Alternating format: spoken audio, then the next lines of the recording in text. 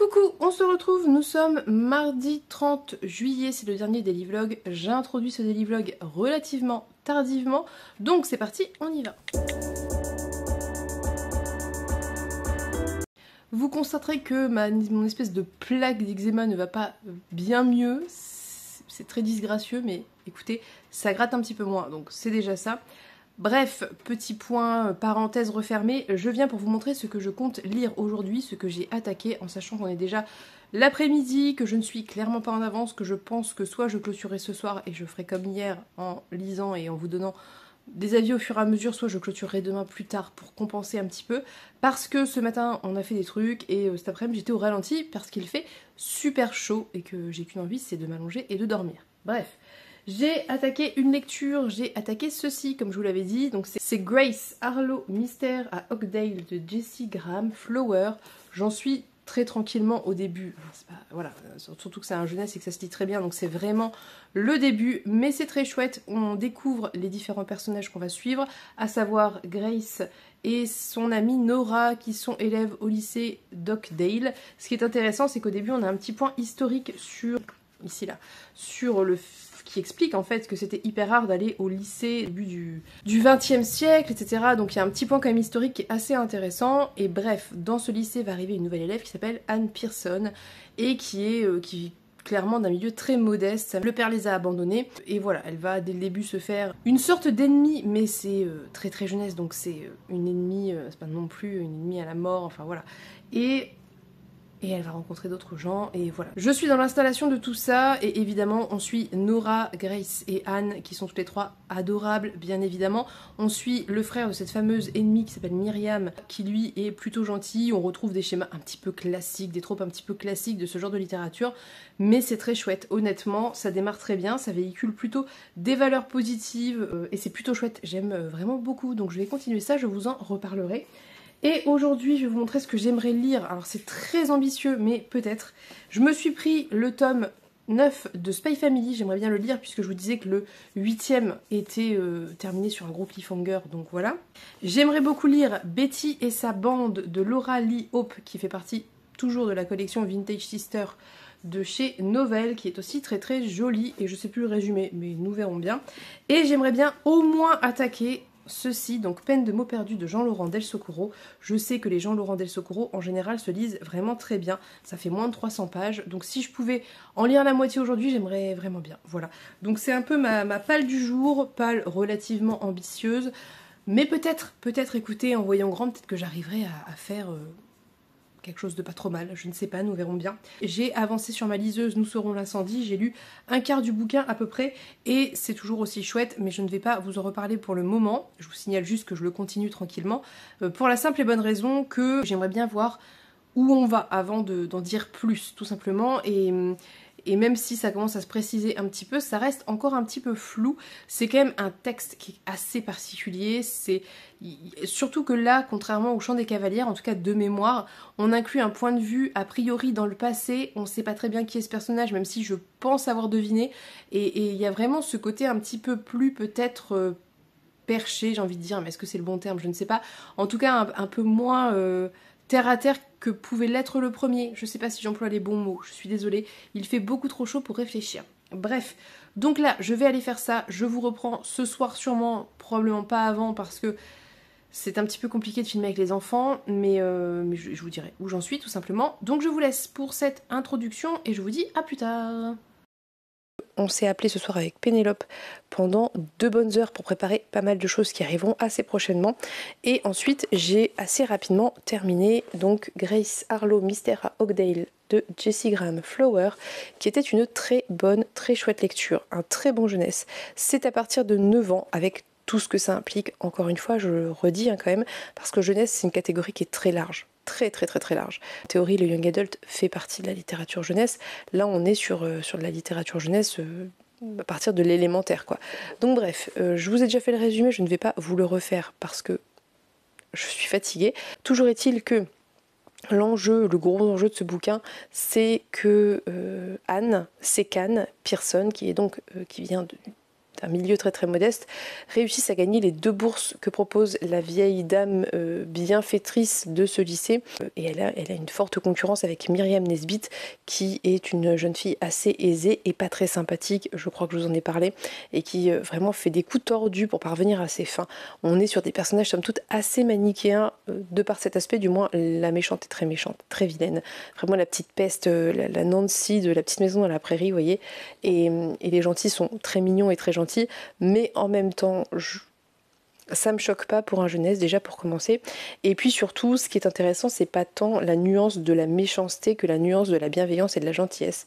Et les personnages de cette bande, donc on a Grace, Nora, Anne et David, et ensuite un autre que je vous laisserai découvrir, sont vraiment très gentils et très bienveillants. Ils s'entraident, ils se soutiennent, il n'y a pas de concurrence. Elles se complètent, enfin bref, c'est vraiment très chouette. Il y a vraiment des beaux messages véhiculés à certains moments où vraiment l'objectif n'est pas de blesser les gens, l'objectif n'est pas de rendre la monnaie de sa pièce aux mauvaises personnes. Et c'est pour moi des messages très positifs à véhiculer dans la littérature jeunesse, et c'est ce que fait ce bouquin.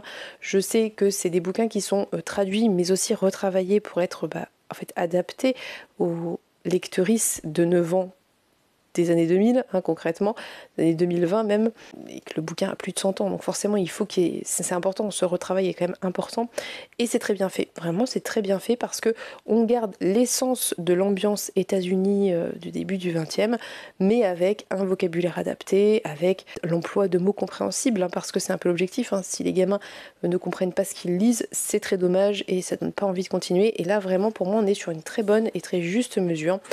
C'est évidemment très prévisible, mais c'est logique parce que c'est pensé pour un public très jeune qui débute dans la littérature et qui est en train de construire tous les topoïs que nous on a déjà construits. Donc c'est normal que ça soit prévisible, ça n'est pas déplaisant pour autant, c'est même assez... il y a pas mal d'actions, il se passe pas mal de choses, il y a pas mal de petites frayeurs, il y a le petit côté enquête, enfin voilà, c'est un peu cette ambiance Alice détective version plus jeune, avec une bande de copains qui vit des aventures, etc. Donc moi c'est ce que j'aime, ça me replonge un petit peu dans mon enfance. Concrètement, je trouve que Novelle fait vraiment très bien ça, par la sélection des textes et par le retravail de traduction.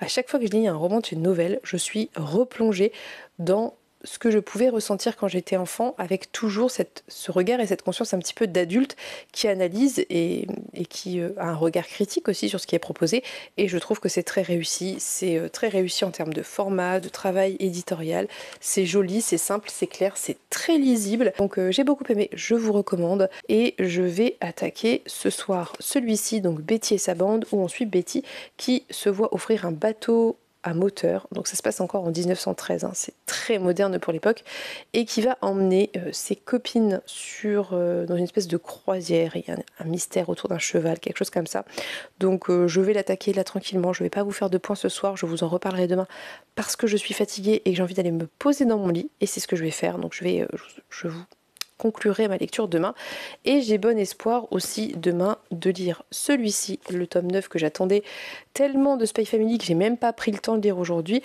et j'aimerais aussi attaquer ceci, donc Peine de mots perdus de Jean-Laurent Del Socorro, mais ça sera demain, et ça sera très bien comme ça, parce que là il faut que j'aille me reposer.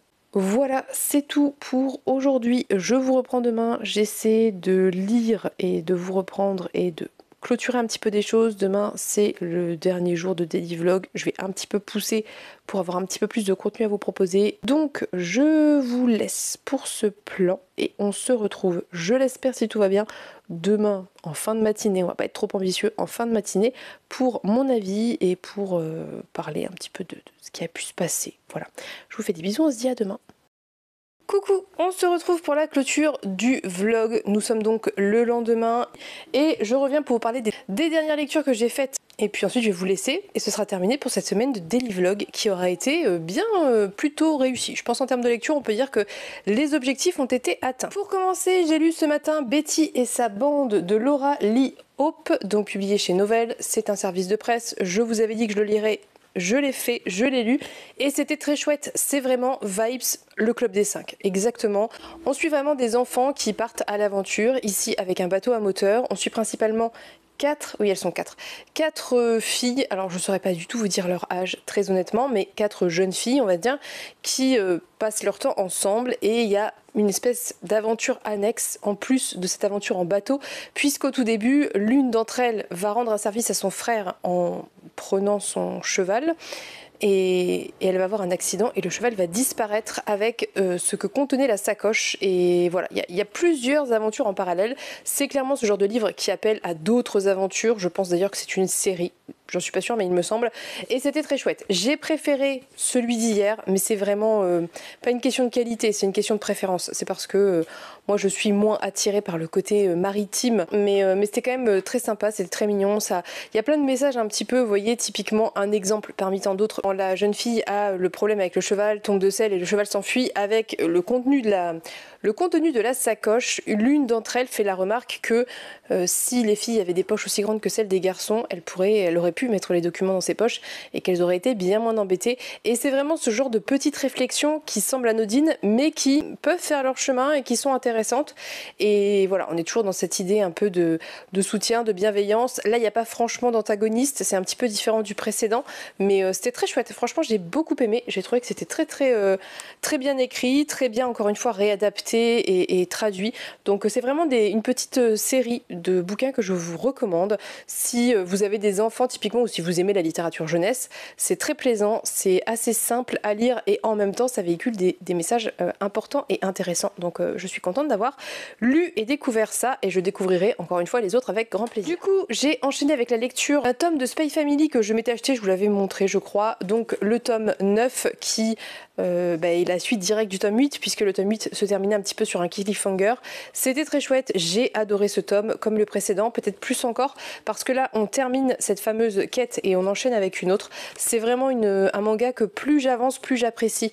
Les 2 premiers sont assez introductifs donc peut-être ne vous arrêtez pas aux 2 premiers. Si vous pouvez essayer de lire les au moins 3 premiers je pense.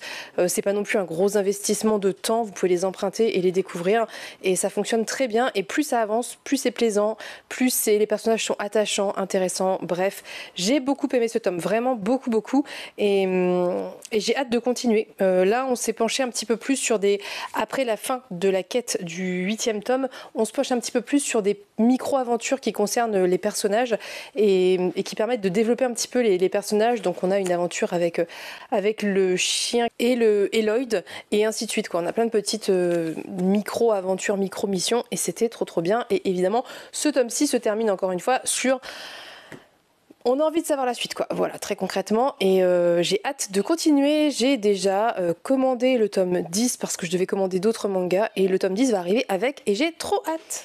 Et enfin, très rapidement, avant de vous laisser, attaquer Peine de mots perdus de Jean-Laurent Del Socorro que j'ai reçu en service de presse de la part de chez Argile qui est sorti en début d'année 2024 et ce début est très prometteur. J'ai vraiment très peu lu, hein. Honnêtement j'en suis à 30 pages sur 300 quelque chose, 300. Donc c'est vraiment le tout début, j'ai lu 10%, mais dès le début c'est prenant. On retrouve les personnages féminins très réussis de Jean-Laurent Del Socorro, on retrouve déjà des liens de sororité qui se tissent. Enfin, je trouve que vraiment, si Jean-Laurent Del Socorro a vraiment un talent en tant qu'auteur, c'est qu'il fait d'excellents personnages féminins et qu'il parvient toujours à créer de la sororité et des beaux liens entre les femmes. Et en plus, évidemment, j'adore l'époque dans laquelle ça se passe, puisque là, on est typiquement juste après la mort d'Henri III. Donc je pense que ça fait suite presque directement au... Je vous remettrai l'image, bref.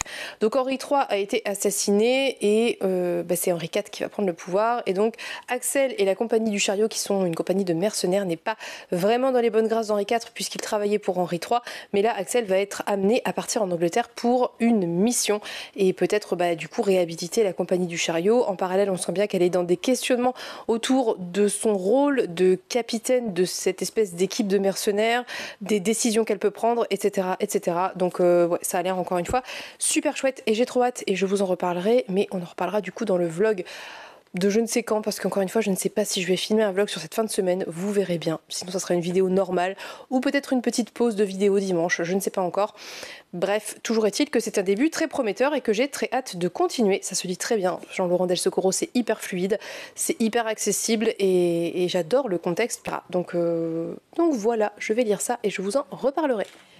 Et c'est tout pour mes lectures d'hier et d'aujourd'hui. Je pense que je me sortirai un petit roman, un petit livre de ma boîte de piles à lire. Je ne sais pas s'il m'en reste, mais je pense que oui, on verra. Je vous tiendrai au courant sur les réseaux sociaux et sinon je vous tiendrai au courant dans le prochain vlog dans tous les cas.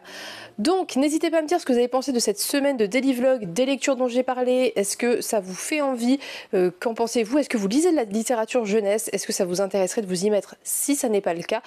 En attendant, je vous souhaite à tous et toutes une très belle journée. Je vous fais de très gros bisous et on se dit à bientôt pour une prochaine vidéo. Bye bye!